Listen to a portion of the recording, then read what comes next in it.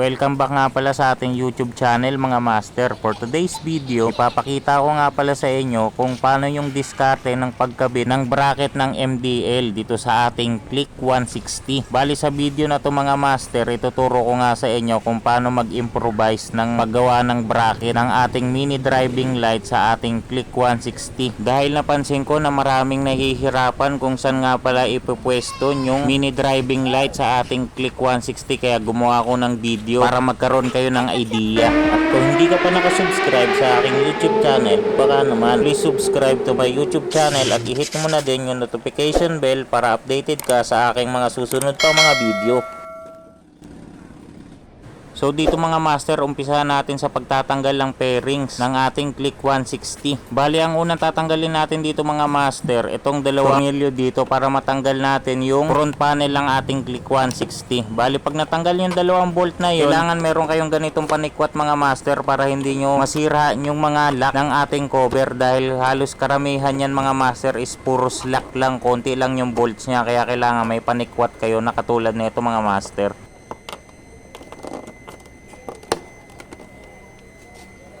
Bali sa part na to mga master, medyo nahihirapan tayong sikwatin yung front panel nya dahil dinadahan-dahan nga natin, dahil first time lang natin din magbukas ang cover na itong ating Click 160. Nga pala 1 year na sa atin to mga master at ngayon lang natin binaklas. Medyo natatakot pa ako baklasin to nung una dahil nga bago pa. Bali gumugol muna tayo ng 1 taon bago lumakas yung loob natin para lang baklasin itong ating Click 160. At pagkatapos nga ng tiyagaan natin na pagsikwat na itong front panel natin mga master, at yun nabaklas na din natin.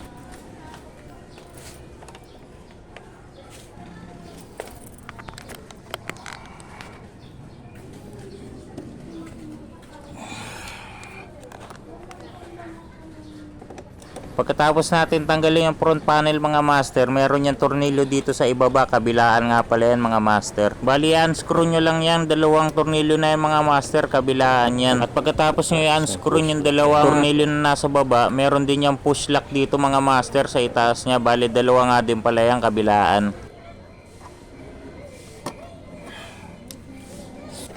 At may push lock din yan dito banda sa itaas mga master, bali kabilaan din yan. At pagkatapos yung tanggalin yung 4 na push lock doon sa harapan mga master, ay unscrew nyo naman tong dalawang tornilyo na to, bali kabilaan din yan.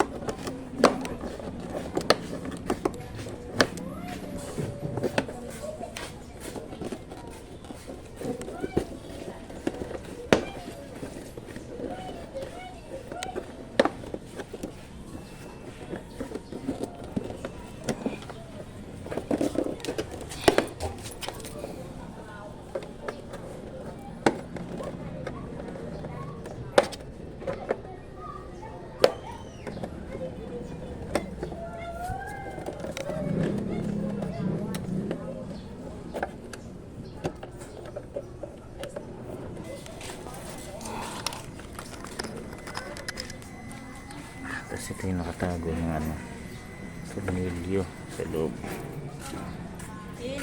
Pwede. Ito, ayan yung nakatago niyang tornilyo. Tapos dito din sa kabila, ayan. Yun.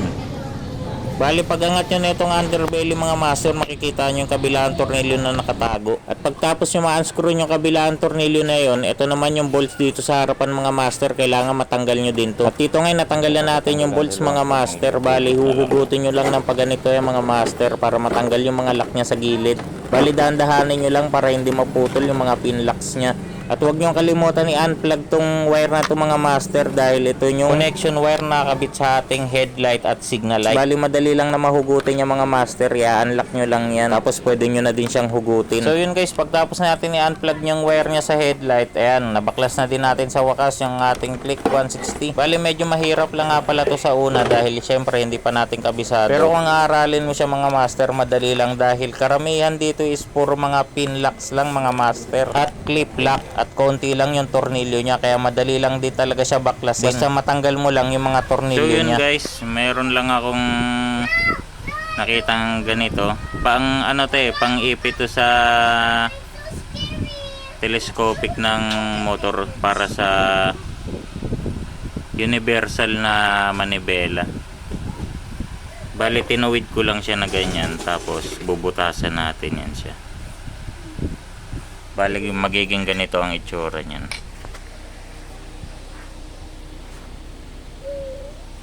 Bubutasan lang natin to kabilaan. Mamaya papakita ko sa inyo. So yun mga master, nabutasan na natin yung aluminum na ano ba yun? Ito yung aluminum circle kanina, tinuwid lang natin, tapos binutasan lang natin ng dalawa kabilaan. Tapos medyo kinerve ko lang to ng grinder. Kinerve ko lang siya para sasakto siya dito. Ito katulad na ito. Bakit mo dito? Yan siya, para pumasok siya dyan. Bali dito natin siya ilalagay sa kabila. Bali magiging ganyan ang itsura niya mga master. Improvise nga lang pala itong mga master, yung ginawa natin. Pero matibay yan, hindi yan siya maalog. Nakakabit natin yung isa.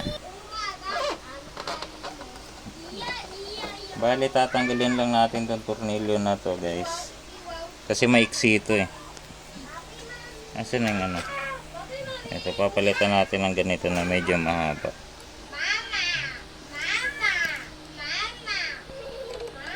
Tapos tingnan natin kung sakto na siya.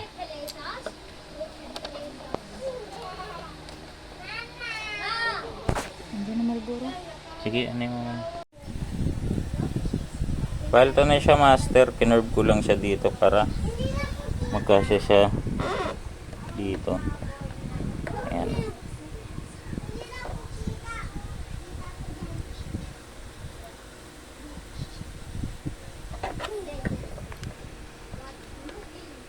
Ayan, sakto na siya. Tapos medyo i-bend lang natin to ng ito.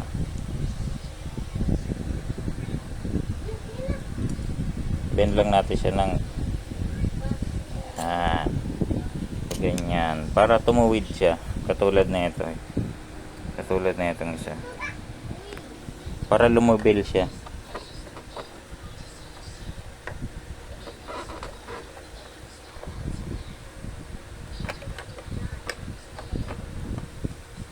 Medyo napasobra ata, balik lang natin ng konti. Whoop.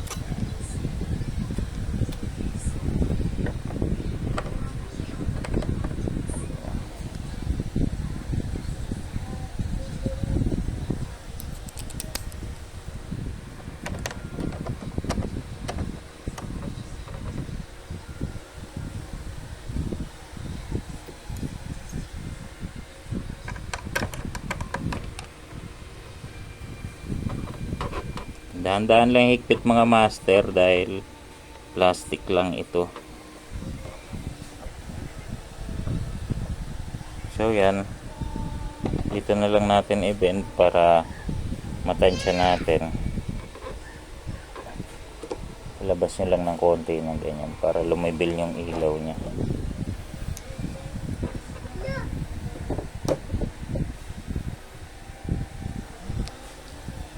Tapos kabit naman natin to ngayon yung bracket nya.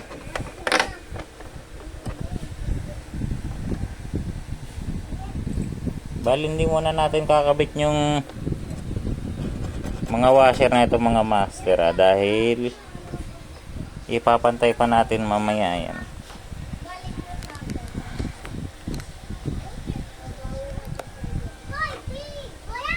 Tapos kakabit lang natin kabilang bolt dito. Mamaya papakita ko sa inyo.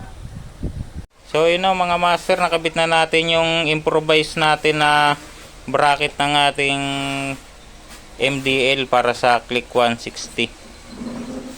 Bali ganito nga pala yan. Ito yung pagkakakabit niya, papakita ko sa inyo para magkaroon din kayo na idea. Ayan mga master. Bali pinalitan lang natin to yung bolt na to. Tapos medyo kinerve natin to para sumakto siya dyan sa butas na yan, para hindi siya gumalaw-galaw. Ganon din sa kabila. Yan, kinerve lang natin ng gamit ang grinder. Kailangan pasok siya dito sa loob. Yan, para hindi siya gumalaw-galaw.